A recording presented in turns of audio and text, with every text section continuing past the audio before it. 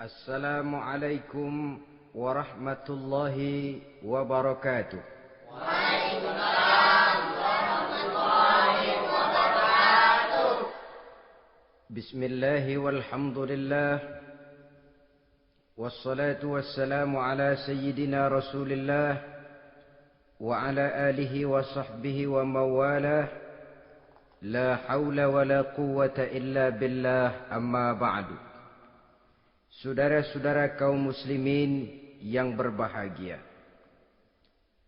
di dalam kehidupan ini kita senantiasa mengambil iktibar, contoh dan teladan dari orang-orang sebelum kita. Itu sebabnya kepada baginda Nabi kita Muhammad sallallahu alaihi wasallam Allah Subhanahu wa taala menjelaskan cerita para nabi sebelum beliau dalam ayat "Tsumma naqussu 'alaika min amba'ir rusuli ma nusabbitu bihi fu'adak." Demikianlah kami ceritakan kepadamu wahai Muhammad sebagian dari kisah para rasul-rasul sebelum kamu yang dengan itu akan memperkuat hatimu, meneguhkan keyakinanmu dan memantapkan pendirianmu. Inilah manfaatnya belajar dari sejarah.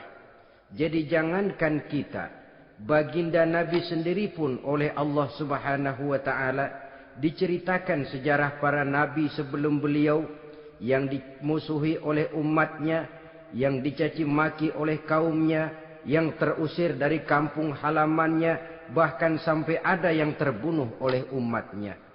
Itu seluruhnya merupakan iktibar manusabbitu bihi fuadak, untuk memantapkan langkahmu, meneguhkan keyakinanmu dan menguatkan pendirianmu menghadapi perjuangan ini. Sehubungan dengan itu, pada pertemuan kali ini Al-Fakir ingin menyampaikan satu cuplikan kecil dari kehidupan seorang sahabat utama baginda Nabi, yaitu Sayyidina Umar ibn al-Khattab radhiyallahu an. Beliau adalah Umar bin Khattab bin Nufail bin Abdul Uzza dari suku Quraisy golongan Bani Adi. Perawakannya tinggi, kekar dan gagah, melambangkan sifatnya yang pemberani, tegas, dan tidak pernah kenal takut kepada siapapun.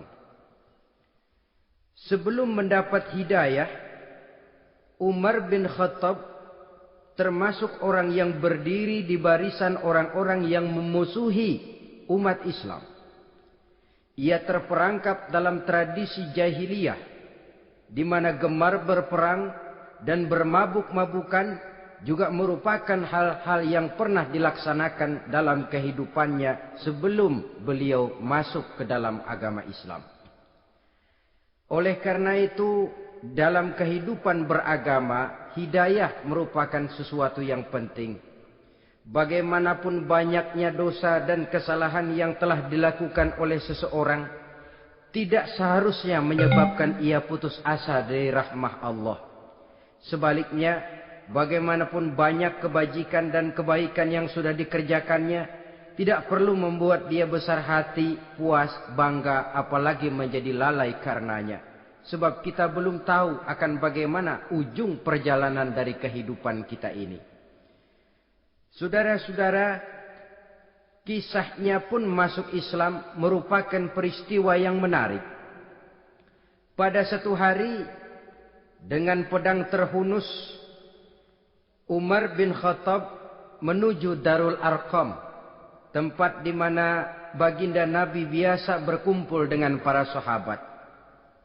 Melihat mukanya yang beringas, matanya yang nanar, orang sudah menyangka dan mengerti ini tentu akan terjadi pembunuhan. Dalam perjalanan menuju Darul Arqam, Umar bertemu dengan Nuaim bin Abdullah. Nuaim bertanya, "Ya Umar, mau kemana ente?" "Mau membunuh itu, si murtad itu," kata. "Si murtad yang mana?" Yang mana lagi? Itu yang memecah belah kita, yang menghina berhala-berhala kita, yang menjelek-jelekkan nenek moyang dan keturunan kita. Siapa lagi kalau bukan Muhammad? Kata Nuaim Umar, enggak salah. Tidak salah lagi. Salah Umar. Salah kenapa? Apa kamu enggak malu? Kamu mau pergi membunuh Muhammad. Sementara adikmu sendiri Fatimah, dia sudah termasuk salah seorang pengikut Muhammad. Mendengar ini, muka yang memang tadinya sudah marah dan merah, tambah jadi kelabu. Bukan main mangkelnya Umar bin Khattab. Orang lain dia musuhi, orang lain dia kejar-kejar. Ini malah adiknya sendiri menjadi pengikut dari baginda Nabi.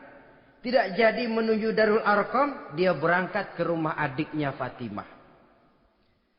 Adapun di rumah Fatimah sedang berkumpul Fatimah, suaminya Sa'id bin Zaid, dan seorang sahabat Habbab ibnul Arad. Mereka sedang membaca Quran. Waktu itu Quran belum lagi dijilid macam sekarang, jadi masih merupakan suhuf atau lembaran-lembaran tercecer saja. Ketuk pintu. Ya tentu tidak assalamualaikum karena dia belum Islam. Tok, tok, tok. Siapa di luar? Umar. Mendengar suaranya saja, ini sahabat yang namanya Habbab ibnul Arad sudah lari ke belakang pintu. Sambil komat kamit baca doa mohon diselamatkan oleh Allah. Adapun Fatimah yang sedang memegang suhuf, lembaran tulisan Quran itu, menyembunyikan suhuf itu di belakang bajunya. Umar masuk. Fatimah, saya bang. Apa benar berita yang saya dengar?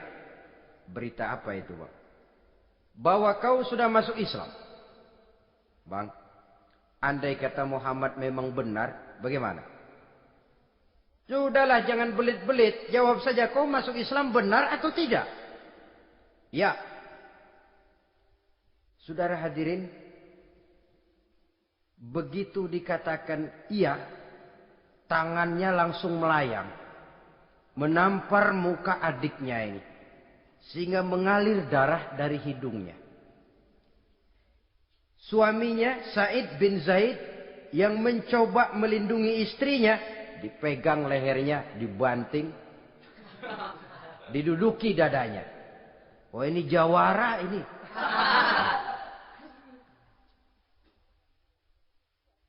Namun pada saat sedemikian, suara kebenaran terpantul dari mulut Fatimah, adik dari Umar bin Khattab ini. Umar, apakah engkau memukul orang yang bersaksi bahwa tidak ada Tuhan melainkan Allah dan Muhammad Rasulullah? Apakah engkau menganiaya seseorang yang terpanggil untuk mengikuti kebenaran? Manusia macam apa engkau Umar? Saudara, memang dia orang keras. Tapi hatinya mudah menerima kebenaran. Sehingga mendengar kalimat adiknya ini tercenung dia sejenak. Melongo. Bengong kata anak sekarang. Ini kalau tidak karena keyakinan yang mantap. Tidak mungkin orang ini anak adik saya ini bicara macam begini. Umar, mengapa engkau memukul orang yang bersaksi bahwa tidak ada Tuhan melainkan Allah dan Muhammad Rasulullah? Mengapa engkau pukul orang yang mengikuti kebenaran menerima hidayah dari Allah?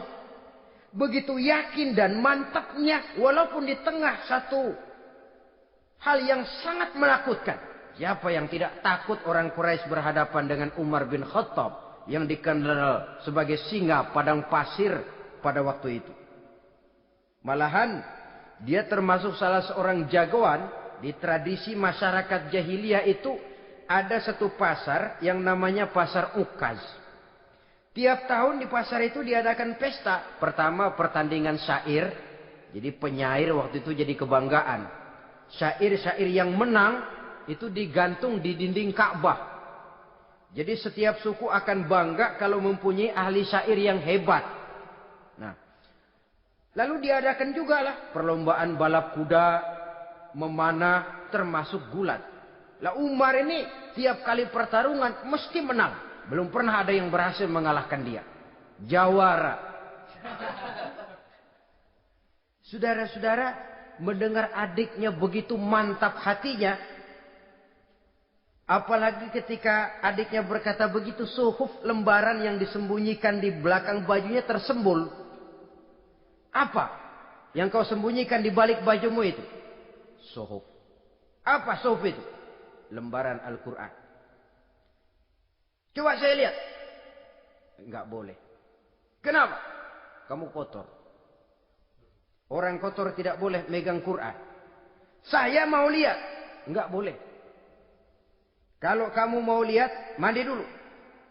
Diturutinya permintaan adiknya itu. Lalu diambilnya suhuf tadi. Dia baca. Kebetulan ayat yang dibacanya, ayat pertama dari surah Toha, yang berlanjut dengan ayat 14 pada surah yang sama. Dia baca. Bismillahirrahmanirrahim. Toha. Ma anzalna ilaikal Qur'ana litashqa illa tazkiratan liman yakhsha. Taha, tidaklah aku turunkan Al-Quran ini untuk bikin sukar manusia, melainkan merupakan pengingat bagi orang-orang yang takut kepada Allah. Lalu pada ayat ke-14, Innani anallahu la ilaha illa ana fa'budni. Sesungguhnya akulah Allah. Tidak ada Tuhan melainkan aku. Maka hendaknya hanya kepadakulah kamu menyembah. Wa aqimis sholata li dzikri. Dirikanlah solat untuk mengingat aku. Inna sa'ata atiyatun akadu ukhfiha litujza kullu nafsim ma tas'a. Sesungguhnya kiamat itu pasti akan datang. Yang sengaja waktunya kami tidak beritahukan kepada kamu semua. Untuk kami balas segala setiap orang tentang apa saja yang telah mereka lakukan dalam kehidupan di dunia ini. Setelah membaca ayat ini, gemetar tangannya. Ah, ini sih nggak main-main ini. Ini belum pernah saya baca ajaran semacam ini. Tidak patut orang yang mempunyai kitab suci semacam ini dimusuhi.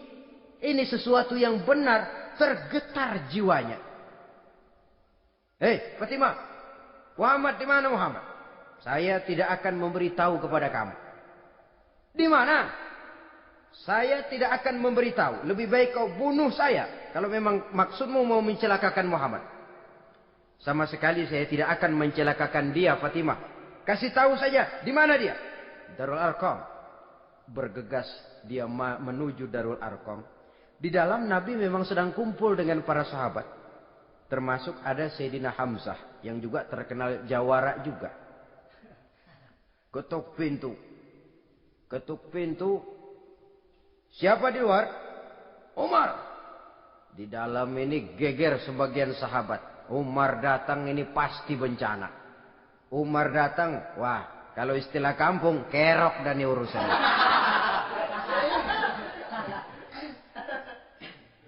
Tapi baginda Nabi menenangkan mereka. Tenang. Mudah-mudahan ada hikmahnya. Sayyidina Hamzah tampil. Bukakan dia pintu. Kalau niatnya baik, kita terima. Kalau niatnya tidak baik, saya paling depan. Dibukakan pintu. Begitu dibukakan pintu, Umar masuk merangkul baginda Nabi. Kemudian dengan tersendat, Ashhadu an la ilaha illallah wa ashhadu annaka ya Muhammad Rasulullah. Saya bersaksi tidak ada Tuhan melainkan Allah. Dan saya bersaksi bahwa engkau hai Muhammad adalah utusan Allah. Sahabat takbir semua. Allahu Akbar, Allahu Akbar. Kegembiraan meliputi suasana ketika itu. Kenapa? Karena sebelumnya dikala Umar belum masuk Islam, dia merupakan ganjalan yang paling dikhawatirkan oleh umat Islam. Setelah dia masuk Islam, jelas merupakan satu keuntungan yang sangat besar. Dan dia tertarik kepada Islam bukan karena bujuk rayu orang. Tidak karena diberikan harta, tidak karena diiming-iming oleh kedudukan tinggi. Tapi karena kebenaran, hidayah menembus hatinya melalui wasilah ayat dalam surah Thaha yang dibacanya melalui suhuf yang dipegang oleh adiknya tadi. Sejak saat itu berubah 180 derajat Umar bin Khattab radhiyallahu anhu.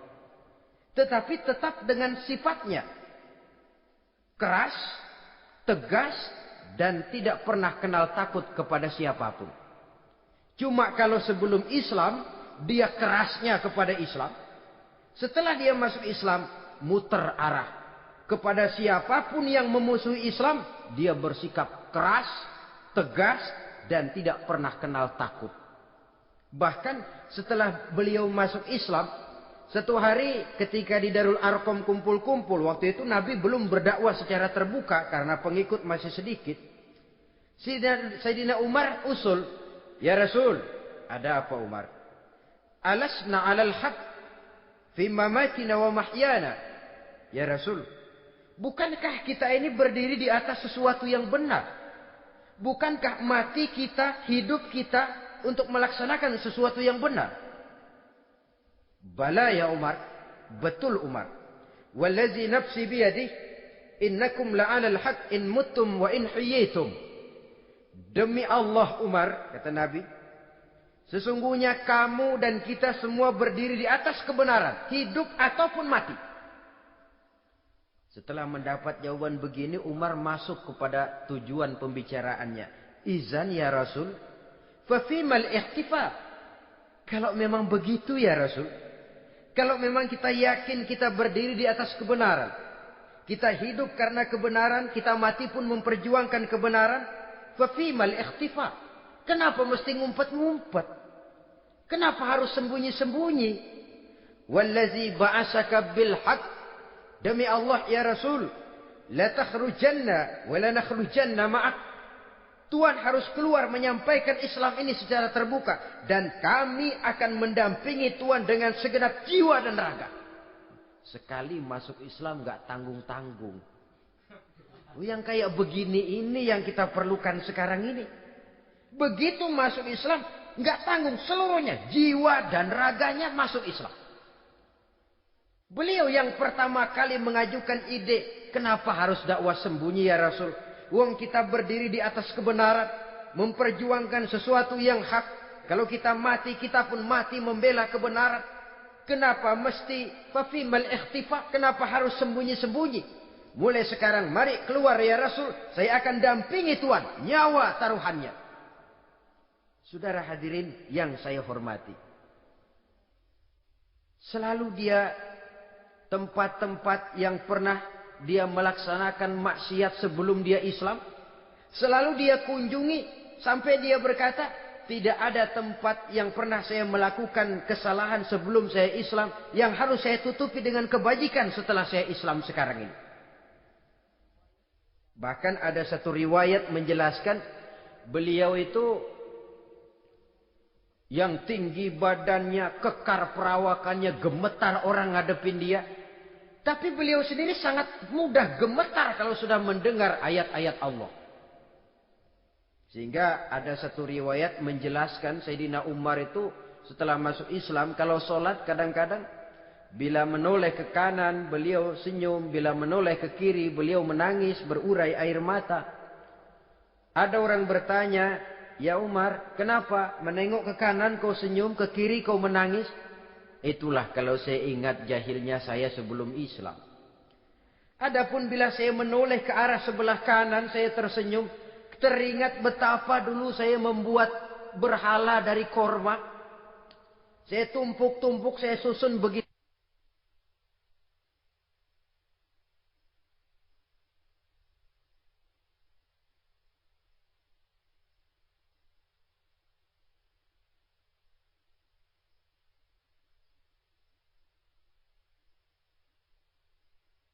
Itu rupa.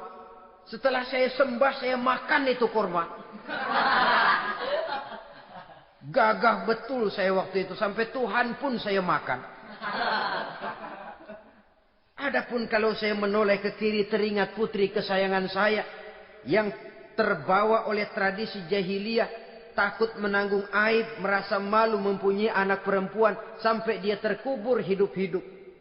Berurai air mata saya mengingat semua itu. Padahal Nabi sudah memberikan jaminan. Sebab saudara jangan lupa, orang kafir masuk Islam, dalam Islam itu dihitung dari bayi lagi. Dari nol, itulah untungnya. Jadi misalnya sudah 60 tahun, dari kecil sampai 60 tahun kafir. Umur 61 masuk Islam. Nah, sejak umur 61 itulah yang dihisab oleh Allah. 60 tahun ke bawah gratis bersih pemutihan. Istimewa betul. Tapi jangan lalu diniatin, gua kafir aja ah. Nanti sudah tua-tua mau giliran mati baru Islam. Nah, itu diniatin lain. Ini yang karena faktor hidayah, saudara-saudara. Nah, cintanya kepada baginda Nabi luar biasa.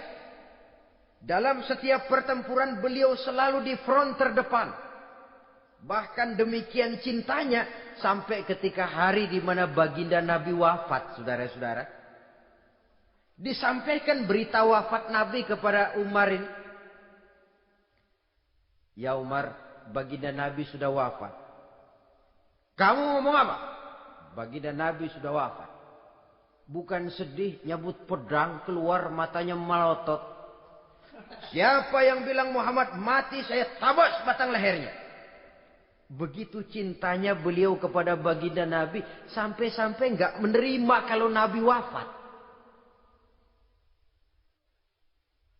Taruhlah nggak bisa mati bersamaan, bolehlah mati beriring-iring saja barangkali maksudnya. Saudara-saudara, cabut pedang, kelayaban kemana-mana. Ayo, siapa ngomong Muhammad mati, saya tabas batang lehernya. Sampai bertemu dengan Sayyidina Umar, Sayyidina Abu Bakar. Di tempat orang banyak, Sayyidina Abu Bakar yang bijaksana ini pidato. Ayuhan nas, man kana ya'budu Muhammadan, fa inna Muhammadan qad mata. Wa man kana ya'budu Allah, fa inna Allah hayyun la yamut. Wahai manusia, barang siapa yang menyembah Muhammad, maka Muhammad sudah mati. Tetapi barang siapa yang menyembah Allah, Allah akan hidup selamanya dan tidak akan pernah mati. Mendengar pidato ini, Sayyidina Umar sadar bahwa sebenarnya yang tidak bisa mati itu cuma Allah. Bagaimanapun agungnya baginda Nabi, besarnya baginda Nabi, tinggi akhlak budi pekertinya Nabi, cintanya beliau kepada Nabi, toh Nabi manusia. Dan manusia harus mati. Kemudian dibacakan surah Ali Imran ayat 144. Wa ma Muhammadun illa rasul qad khalat min qablihi rusul afa immata aw qutilan qalabtum ala aqabikum. Muhammad tidak lain daripada manusia, telah datang kepadanya rasul. Apakah jika ia mati engkau kembali menjadi murtad atau mundur ke belakang? Mendengar ayat ini dibacakan, Sayyidina Umar sadar, berurai air matanya, menangis dalam kesedihannya. Ini cintanya yang demikian tinggi kepada baginda Rasulullah sallallahu alaihi wasallam. Begitulah seluruh kesalahan yang dia lakukan pada saat sebelum dia masuk Islam, berusaha dia tutupi dan dia tebus dengan segala kebaikan, pengabdian, perbuatan soleh setelah dia masuk Islam. Sehingga diajarkan oleh baginda Nabi, ittaqillaha haitsu ma kunta wa atbi'is sayyi'atal hasanata tamhuha wa khaliqin nasa bi khuluqin hasanin. Bertakwalah kamu kepada Allah, kata Nabi, dimanapun saja kamu berada. Jadi takwa tidak kenal tempat. Dimanapun saja kamu berada, bertakwalah kepada Allah. Di rumah takwa, di pasar takwa, di kantor takwa, di tengah orang banyak takwa, pada waktu sendirian takwa. Ittaqillaha haitsu ma kunta. Bertakwalah kau kepada Allah dimanapun saja kamu berada.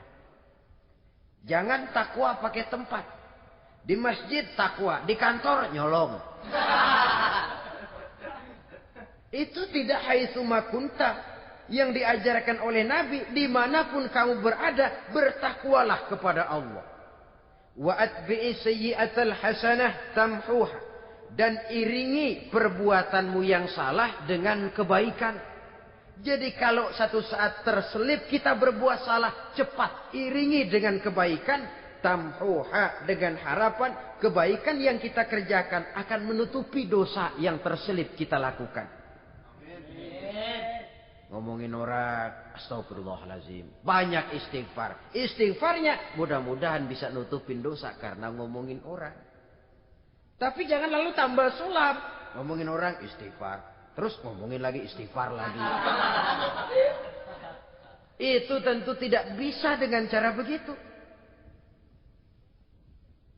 Barangkali terselip pernah mengambil harta orang tanpa alasan yang hak. Imbangi dengan rajin sedekah misalnya. Barangkali pernah menyakiti hati orang. Imbangi dengan perbuatan yang bisa menyenangkan hati orang lain.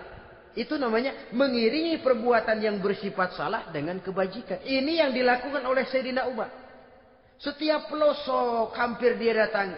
Tempat-tempat di mana dia pernah melakukan kesalahan sebelum Islam. Di sana dia tegakkan kebajikan dan kebaikan. Kegagahannya, keperkasaannya, keberaniannya sepenuhnya bulat-bulat sudah diwakafkan untuk kepentingan Islam.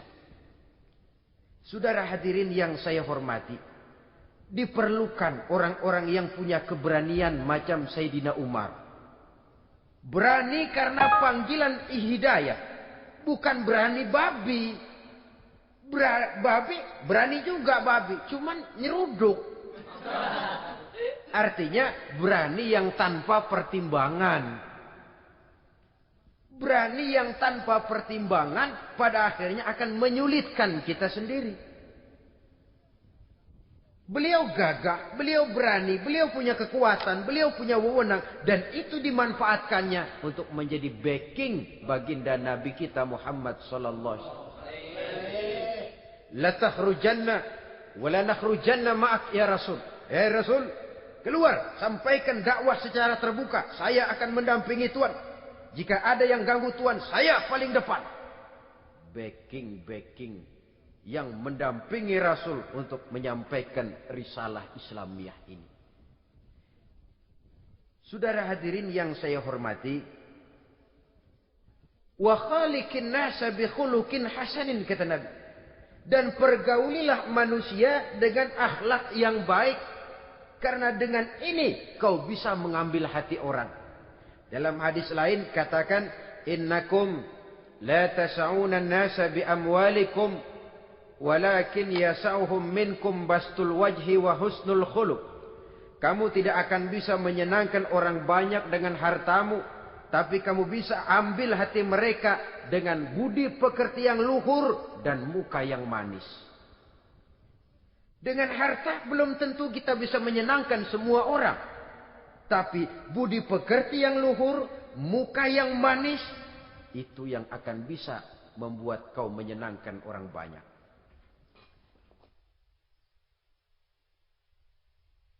Setelah baginda Rasul wafat, pernah ketika berkumpul, Sayyidina Abu Bakar berkata kepada Sayyidina Umar, "Ya Umar, saya baiat kamu untuk menjadi khalifah." Jawab beliau, "Sayalah yang akan membaiat Tuan. Tapi Anda lebih utama dari saya, Umar. Keutamaan saya akan saya berikan kepada Tuan untuk mendukung kekhalifahan Tuan." Di sini kelihatan wataknya yang tidak ambisius. Gagah, berani, perkasa, tapi tahu diri. Enggak nyelonong. Tidak menggunakan kekuasaannya, kegagahannya untuk maksud yang sewenang-wenang. Oleh karena itu setelah Sayyidina Abu Bakar wafat, beliau dilantik menjadi khalifah, keluarlah pidatonya yang terkenal. Ayuhan nas, inni qad wullitu alaikum walastu bi khairikum. Hai manusia, aku telah dipilih menjadi pemimpin kamu. Padahal aku bukanlah orang yang terbaik di antara kamu. Kalau tidaklah karena aku melihat keutamaan, keteguhan yang dapat melindungi kalian, berat rasanya aku memikul amanah ini. Sebab apa? Alangkah beratnya menunggu datangnya perhitungan di akhirat nanti terhadap Umar. Ini yang jadi motifnya memegang jabatan khalifah. Sungguh berat bagi Umar menunggu datangnya saat perhitungan. Sehingga seolah-olah kalau bisalah jadi Umar bin Khattab saja, jangan jadi khalifah kalau bisa. Tapi moya umat sudah kadang memilih. Sehingga benar kalau dalam satu hadis Nabi pernah mengajarkan jangan memberikan satu jabatan kepada orang yang memintanya. Sebab orang kalau sudah minta jabatan, apalagi pakai jilat-jilat, pakai upeti-upeti, tentu ada tendensinya. Ada batu di balik udang. Kalau udang di balik batu kan mungkin nggak kelihatan. Tapi kalau batu di balik udang kelihatan betul itu. Ada maunya, ambisinya. Jangan memberikan satu jabatan kepada orang yang memintanya. Seakan di batinnya Sayyidina Umar menyesali. Kenapa Umar nggak jadi Umar saja, kok mau jadi khalifah gitu. Alangkah berat perhitungan buat saya di akhirat nanti. Nah, setelah jadi khalifah, sebagai satu i'tibar, saya akan mencoba mengemukakan beberapa sifatnya yang menonjol untuk pelajaran buat kita semua. Pertama, sikapnya terhadap keluarganya setelah beliau menjadi khalifah.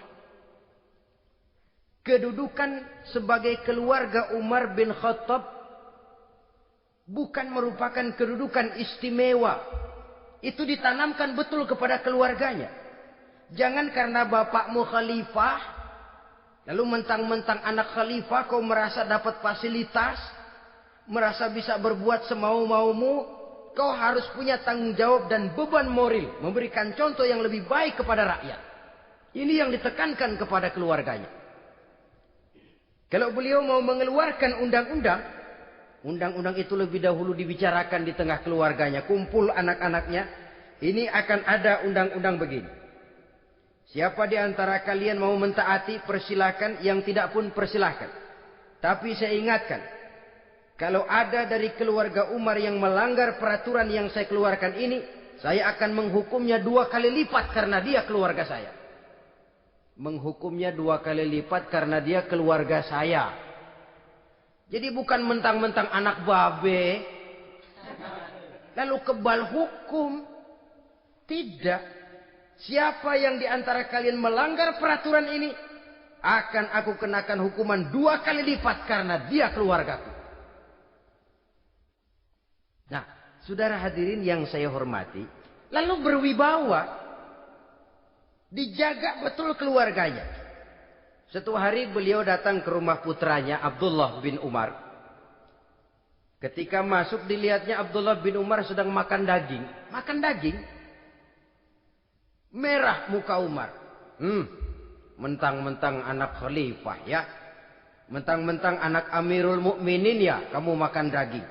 Lihat tuh rakyat kita masih banyak yang kelaparan, makan daging, makan roti keras. Padahal itu halal. Sesuatu yang diperoleh dengan usahanya sendiri. Tetapi begitu hati-hatinya Umar untuk menjaga pandangan orang. Keluarga khalifah merupakan beban moral sebab akan dijadikan contoh oleh rakyatnya. Mentang-mentang anak khalifah ya makan daging. Lihat tuh rakyat, roti keras digarotin. Lain saat beliau pergi ke satu pasar. Di situ dilihat ada sapi gemuk-gemuk. Tempat lain sapinya kurus-kurus. Tanya, ini yang gemuk-gemuk sapi siapa? Sapi Abdullah bin Umar. Sapi anaknya. Panggil Abdullah bin Umar, suruh sini. Datang anaknya itu. Abdullah bin Umar, bagaimana ceritanya sampai ini? Begini, Bapak. Dahulu itu dengan uang saya beli sapi kurus-kurus. Lalu saya rawat Saya berikan upah orang untuk merawat sapi-sapi itu. Sampai sekarang dia menjadi gemuk. Akan saya jual dan keuntungannya tentu sesuatu yang halal. Subhanallah, kata Umar. Kau ini anak Amirul Mukminin. Jual sapimu. Ambil modalnya, untungnya, masukkan Baitul Mal untuk urus kepentingan orang Islam. Dia nggak mau anaknya terlibat bisnis, ndompleng kekuasaan ayahnya. Karena mentang-mentang anak khalifah lalu segala macam bisnis lancar. Orang takut karena apa? Anak babe. Ada lagi. Pada waktu pembagian harta ghanimah, putri beliau yang namanya Hafsah, ini adalah istri baginda Nabi, meminta bagian. Kaum kerabat ayah, ini kerabat khalifah, kitalah dulu kerabat. Kalau kau kerabatku, maka jatahmu nanti dari ayahmu. Harta ini masih lebih banyak dibutuhkan oleh orang-orang Islam. Nanti belakangan, kalau ada sisanya. Belakangan kalau ada sisanya. La haula wala quwata illa billah.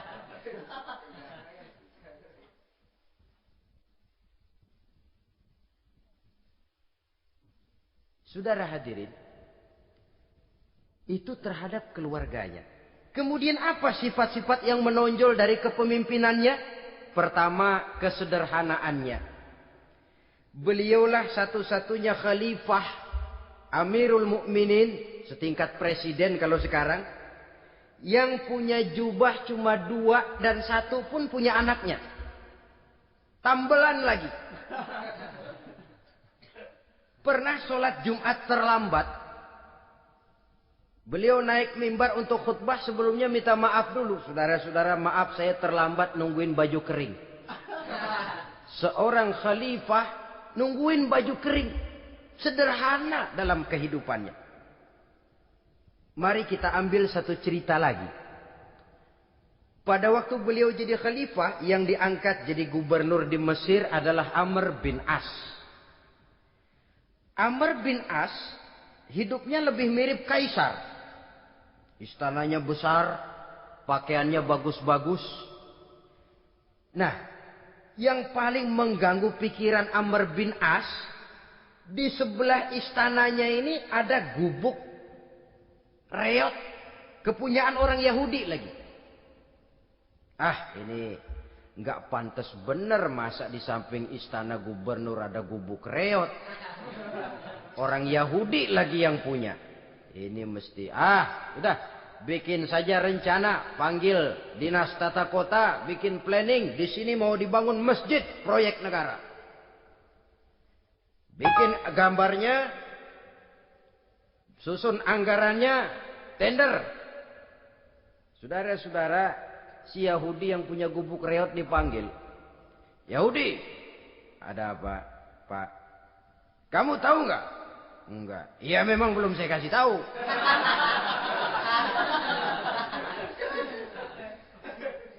Ada apa, Pak? Itu kamu punya gubuk. Tahu? Kena proyek. Proyek apa, Pak? Kami mau bangun masjid besar di situ. Dan tidak sesuai ada gubuk reot di samping tempat gubernur. Jadi maksud Bapak, gubukmu, tanah-tanahnya mau saya bebaskan. Saya beli. Enggak mau, Pak. Saya enggak mau jual. Saya bayar 2 kali lipat. Enggak mau. 3 kali lipat. 6 kali lipat juga enggak mau, Pak. Saya dari muda peres keringat banting tulang cuma segitu-gitunya, Pak, tempat saya tinggal. Gubuk reot sama tanahnya sedikit. Makmur saya, Pak, cuma rumah sama sumur.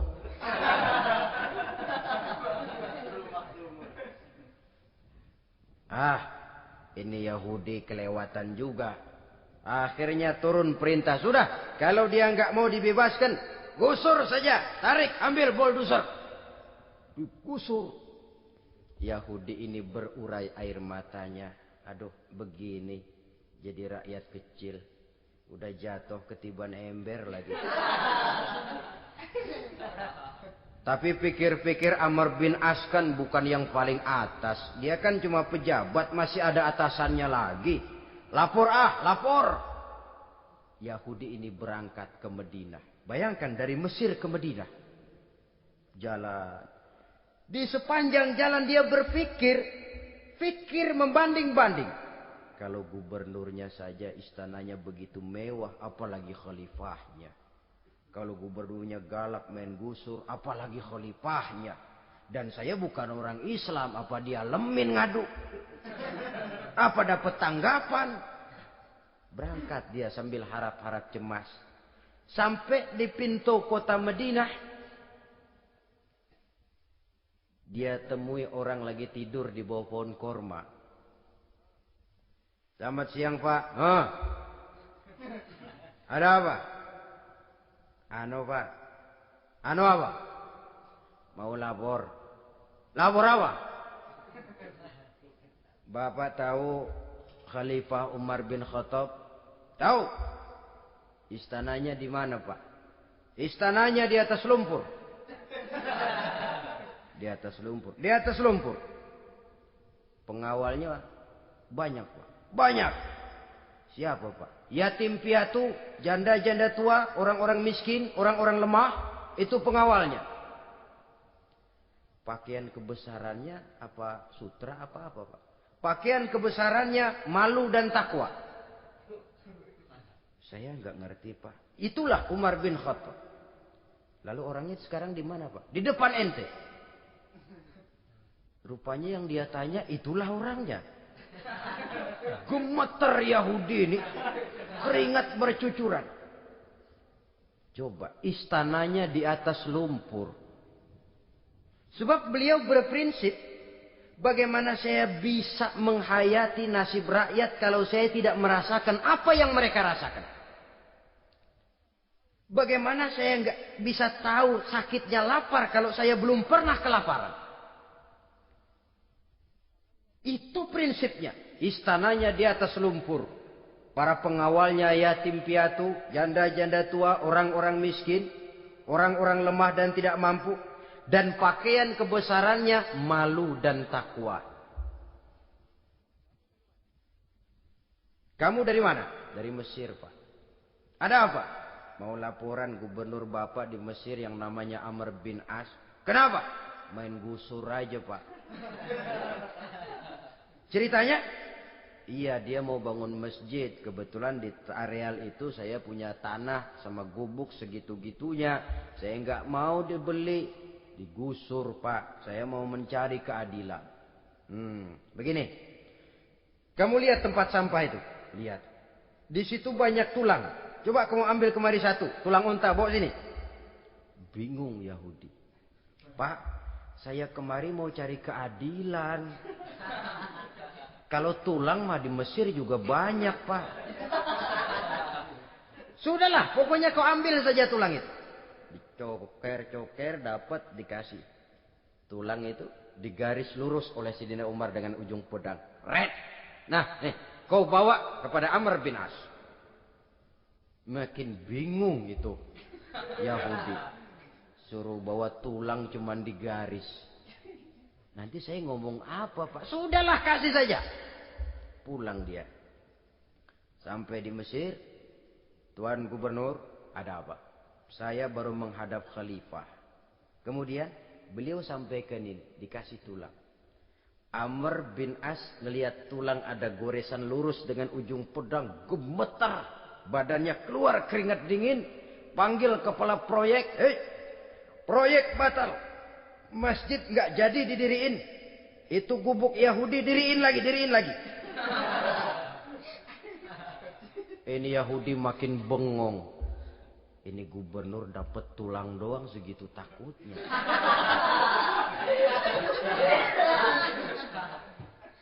Ada apa sebenarnya Tuan Gubernur? Kamu tahu? Ini nasihat pahit buat saya dari Amirul Mukminin Umar bin Khattab. Seolah-olah beliau bilang, "Hai Amr bin As, jangan mentang-mentang sedang berkuasa ya. Pada suatu saat kau akan jadi tulang-tulang kayak begini. Maka mumpung kamu masih hidup dan berkuasa, berlaku lurus dan adillah kamu seperti lurusnya garis di atas tulang ini. Red. Lurus, adil, jangan bengkok. Sebab kalau kamu bengkok, nanti aku yang luruskan pakai pedangku. Siapa yang enggak ngeper digituin. Sampai akhirnya apa? Kata si Yahudi, Pak, kalau begitu Islam adil ya. Adil. Kalau gitu biarin dah Pak, tanah saya. Mau kamu jual? Bukan saya jual Pak, saya kasih aja dah. Campur gubuk-gubuknya, ambil aja dah.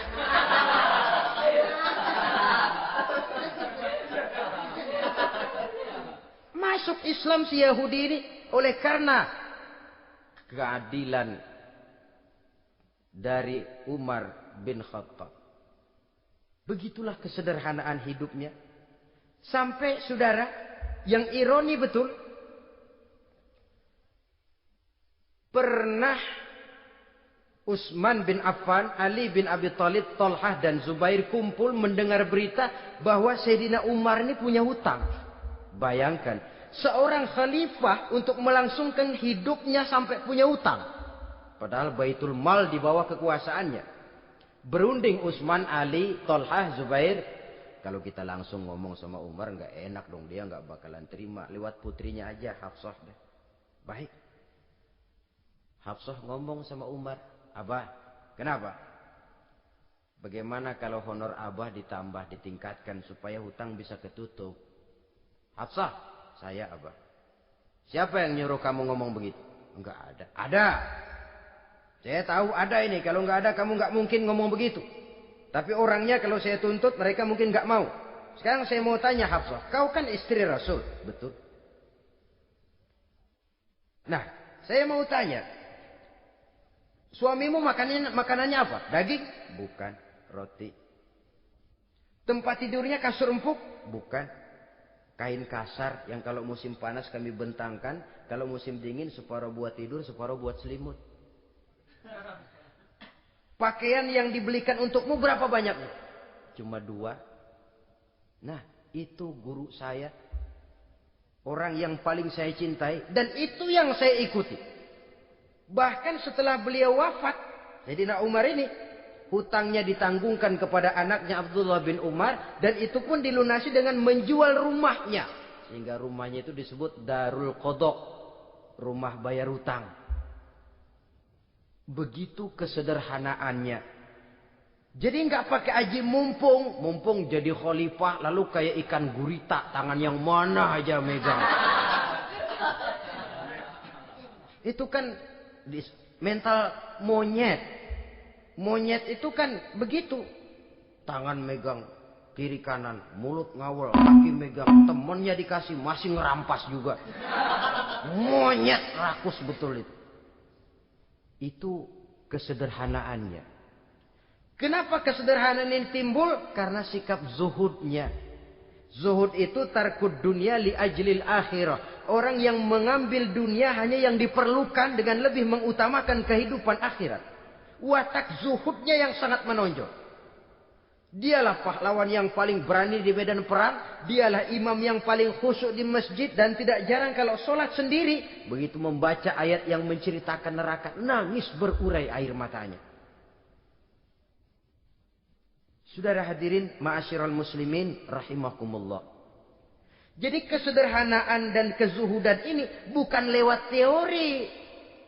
Disampaikan oleh Umar. Bukan lewat penataran seluruh aparat. Tidak. Lewat contoh konkret. Inilah saya. Contoh sederhana dan zuhud. Bagaimana saya akan bisa merasakan penderitaan rakyat kalau saya sendiri tidak pernah menderita. Bagaimana saya akan tahu sakitnya lapar kalau saya belum pernah kelaparan. Maka tanpa penataran, tanpa upgrading segala macam. Berhasil karena prinsip keteladanan. Beliau jadi contoh utama. Dan sumber utamanya tentu tidak lain karena contoh dari baginda Nabi besar Muhammad sallallahu alaihi wasallam. 2, sederhana, yang kedua zuhud. Yang ketiga, sifat yang menonjol dari kekhalifahannya adalah adil. Kalau sudah bicara soal hukum, dia tidak pernah kenal kompromi. Adalah seorang pemuka Nasrani masuk Islam. Namanya Jabalah bin Aiham. Ketika dia bikin haji, kain ihramnya keinjak orang Arab yang hitam. Badui. Jengkel. Dia merasa bekas tokoh. Enak aja nih orang udah jelek nginjak lagi. Ditempeleng orang tadi. Orang ini lapor kepada Umar. Panggil Jabalah bin Aiham. Panggil. Kau ditampar? Betul Khalifah. Tampar dia. Tampar lagi. Dipukul orang itu. Di depan Sayyidina Umar. Jadi tidak karena kau ini bekas kepala suku. Kau ini bekas orang terhormat. Lalu ada kebijaksanaan yang tidak bijaksana. Kebijaksanaan yang akhirnya jadi tidak bijaksana. Dan itu memang sudah dimulai dengan memblokir keluarganya. Tidak satu keluarganya pun yang boleh mempunyai perasaan bahwa menjadi keluarga khalifah merupakan fasilitas dan keuntungan. Kau jangan makan di atas punggungku. Kau jangan menikmati fasilitas di atas keringatku. Dan tidak ada keinginan mewariskan jabatan khalifah kepada anak-anaknya. Pernah beliau musyawarah. Saya bingung. Kenapa khalifah? Gubernur Kufah ini sulit nyari orang. Diangkat yang lemah, rakyat ngeluh. Diangkat yang keras, rakyat juga ngeluh. Ada calon khalifah. Kalau ini mah nggak salah lagi nih buat gubernur Kufah. Siapa? Abdullah bin Umar. Anak beliau sendiri. Melotot matanya. Jangan macam-macam kau. Cukup satu orang Umar memegang jabatan ini. Kalau berhasil, kami keluarga Umar sudah merasakannya. Kalau gagal, cukup kegagalan seorang Umar. Tidak berusaha mengorbitkan anaknya. Wah, anak babeh diangkat jadi jadi ano. Tidak, malah diblokir. Cari yang lain. Tapi Abdullah bin Umar cukup syarat ya khalifah. Dia orang bertakwa dan soleh. Yang takwa dan soleh bukan cuma anak Umar. Anak orang lain juga banyak yang takwa dan soleh. Itu prinsipnya. Sehingga ketegasannya ini membuat orang jadi sungkan. Dan tidak seorang pun berani kirim-kirim upeti hadiah. Pernah itu ada pejabat dari Azerbaijan kirim makanan. Kue, mending apa? Kue. Gitu dicicipi enak. Enak juga ya kue ini. Enak khalifah. Ini di sana apa makan rakyat biasa? Bukan. Ini makanan orang-orang VIP. Nah, dibungkus lagi itu kue. Dibungkus. Ontamu mana? Di luar. Ambil, bawa pulang, serahkan lagi kepada gubernur di sana, kasih tahu salam dari Umar bin Khattab. Kenyangkan dulu rakyat dengan makanan seperti ini. Kita belakangan. Jadi kalau rakyat lapar, saya orang pertama yang akan merasakan kelaparan. Tapi kalau rakyat makmur, biarlah saya menjadi orang terakhir yang kenyang. Kan bagus prinsip itu. Jikalau rakyat kelaparan, saya akan jadi orang pertama yang merasakan lapar. Tapi kalau rakyat makmur, biar saya jadi orang terakhir yang kenyang. Jangan dibalik. Pada saat rakyat kelaparan, dia kekenyangan. Dan selanjutnya, sikap keadilannya ini, saudara-saudara, menyebabkan hukum lalu jadi berwibawa. Pernah, beliau jalan-jalan di lorong kota Madinah. Di tempat yang namanya Harah bersama Aslam. Ada ibu-ibu, anaknya nangis. Lapar ma. Sabar, dikit lagi matang katanya. Emang tuh ibu lagi ngerebus. Bunyi, air ngegulak. Luguk. Umar lihati dari jauh. Belum juga matang. Nih anak dari nangis, lapar, sampai capek nangis, sampai tidur. Anak tidur, Umar samperin. Bu, emang masak apa sih kok nggak bisa matang? Saya nggak masak apa-apa tuan. Itu pating kerubuk apa? Ketika dibuka ya cuma air saja. Subhanallah, ibu sudah ngebohongi anak ibu sendiri. Habis harus bagaimana tuan? Saya sudah nggak punya makanan untuk dimasak. Sementara perut nggak kenal kompromi. Jalan satu-satunya, ya terpaksa anak saya bohongi. Saya bilang sebentar lagi matang sampai dia tidur sekarang ini. Memangnya Khalifah Umar gimana sih ngurusi rakyatnya? Subhanallah, dia orang zalim. Dia yang memegang urusan kami, tapi dia nggak tahu nasib saya. Anak kelaparan, keluarga terlantar. Oh, begitu. Iya. Zalim betul Umar bin Khattab itu. Kalau begitu ibu tunggu sebentar. Dia pulang bersama Aslam menuju Baitul Mal. Dia ambil tepung 1 karung, dipikul sendiri. Dipikul sendiri, kata Aslam, ya Khalifah, biar saya yang bawa. Jangan. Kenapa Khalifah? Apa kau kira kau sanggup mikul dosa saya di akhirat nanti? Biar saya yang mikul sendiri. Dia bawa ke tempat tuh ibu-ibu.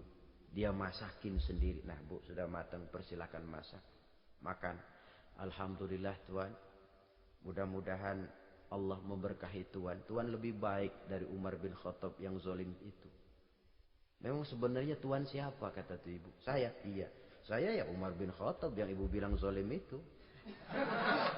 Gemetar si ibu. Gemetar si ibu. Tapi memang peka dan menghargai kritik orang. Tidak membungkam setiap orang yang nadanya sumbang atau berbeda. Kadang beliau berkata, saya khawatir karena orang terlalu segan dengan saya, lalu nggak ada yang berani negor kalau saya salah. Kan begitu biasanya. Karena sudah terlalu segan, lalu semuanya orang mau diaminin saja. Asal dibilang nggak benar, marah, jengkel. Lalu disingkirin, maunya diiyain, inge kulunuwun. Oke bos.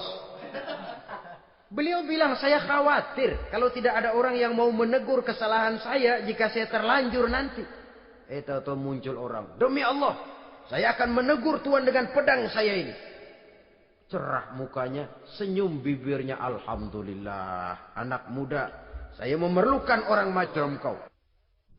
Yang berani berkata ya terhadap yang benar dan tidak terhadap yang tidak benar, apa dan bagaimanapun resikonya.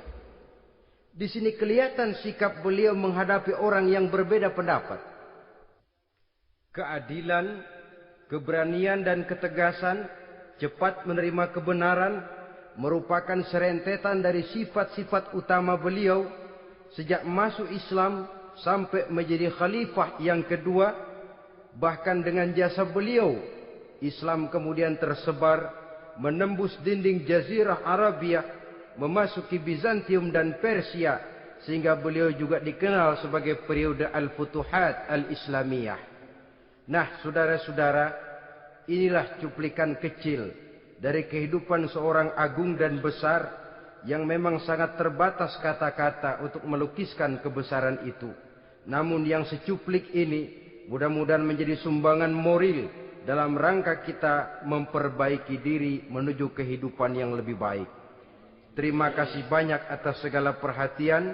Mohon maaf atas segala kekurangan. Usikum wa nafsi bitaqwallah. Wassalamualaikum warahmatullahi wabarakatuh. Waalaikumsalam.